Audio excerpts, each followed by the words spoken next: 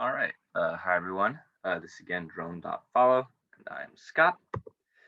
Description of the project remains the same.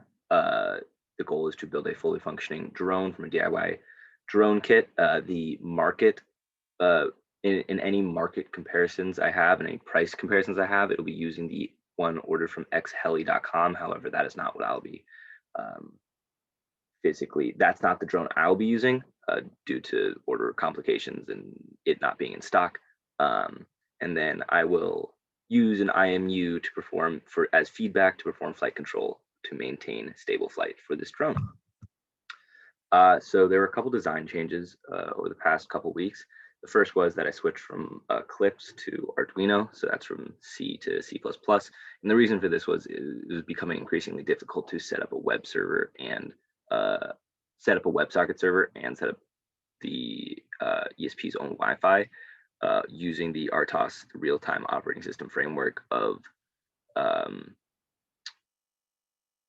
of the Eclipse IDE. That's just what they use, and it was difficult. So I switched to Arduino and spent some time just rewriting some code and reorganizing the code base to create a library for Arduino IDE, and then also the .eno file itself. And additionally, instead of displaying kind of a figure of tilt data, I just displayed a log of tilt data, as you can see in the right. So that's the WebSocket. That's the current website right now. And in the future, that website will pretty much just be a few buttons being like, okay, go up to a certain height or go to your main stable height and move forward, right? And things of that nature.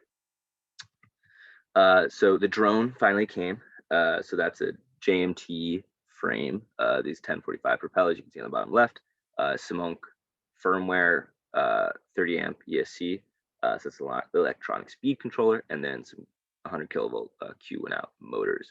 So I've assembled this whole drone, and what remains for this drone is to figure out how to program the Simunk the ESCs so that I can do this properly. Yeah, and so for the flight control, I read a couple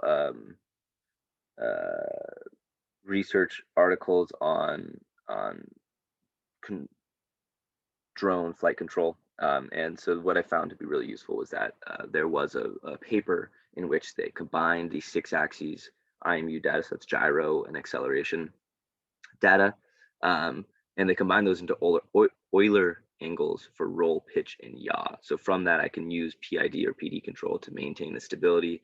So to seek to get those Euler angles to be relatively zero, and yaw would just be your heading. And then finally, I have to create a relation between the Euler angles and the thrust of the motors for stable flight. So that involves some testing and a little bit further research into what that relation is. I interviewed Nick Marchuk about programming the ESCs, and what he mentioned was that the ESCs have this embedded firmware that relate input duty cycle into motor speed. So what I would provide the ESCs with is duty cycle. What they would tell the motors is the speed to go. I think the firmware is already embedded on these, but I have to do some research. There's a good guide to setting these up that I found online. And then finally, the range of duty cycles that you can actually send to the ESCs is a small range, so 25 to 50% for motor control. This is what Nick told me. I'll verify this through more research. So in testing this flight control, there's no guarantee that the drone will not go haywire. And when I try to command a certain duty cycle or try to maintain stability, it'll do a flip or it'll skyrocket somewhere else. So I have to secure this by testing it. I have to secure this when testing it. So that involves kind of, I was just thinking about like roping it up to a cinder block or something of that nature. And then I'll also have a kill switch to be like, okay, if you're going crazy, just stop. But yeah, so that's any suggestions for a testing rig and a means of securing it.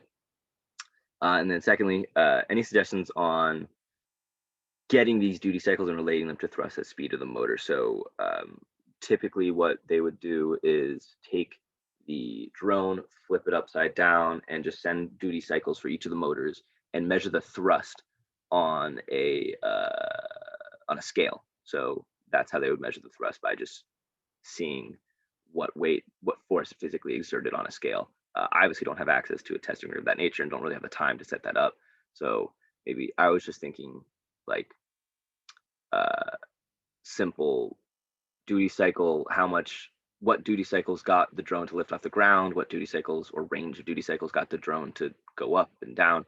Um, so I think that would be a good way to do it. If you guys have any suggestions, that would be much appreciated. I also thought about doing it by means of the IMU, so measuring like your acceleration up and acceleration down. The difficulty with that is that the IMU only measures acceleration, so if it's moving upwards at a constant velocity, it wouldn't know. So, or for that being for like the feedback control of it going up and down. But yeah, so that's all I have. Thank you guys for taking the time and watching.